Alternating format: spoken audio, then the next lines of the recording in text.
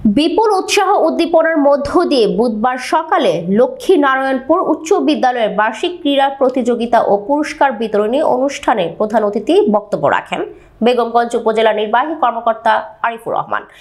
লক্ষ্মীনারায়ণপুর উচ্চ বিদ্যালয় পরিচালনা পর্ষদ এর সভাপতি ও বিশিষ্ট শিল্পপতি শাহজালাল উদ্দিন লিটন এর সভাপতিত্বে ও স্কুলের প্রধান শিক্ষক মোহাম্মদ শফিউদ্দিন এর পরিচালনায় খেলাটি শুভ উদ্বোধন করেন সানিমা গ্রুপের ব্যবস্থাপনা পরিচালক ও বিশিষ্ট শিল্পপতি মোহাম্মদ শাহাবুদ্দিন।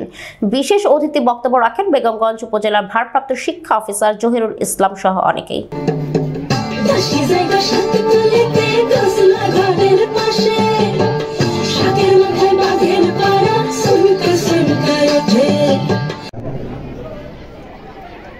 সে ভালো মেয়ে, মেধাবী এবং কারিকুলার অ্যাক্টিভিটিসে অনেকটাই ভালো।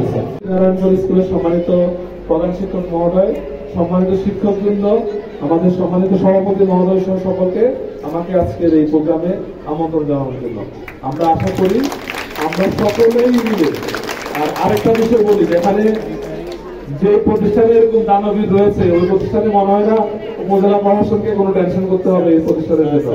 তারপরেও আমরা দেখবো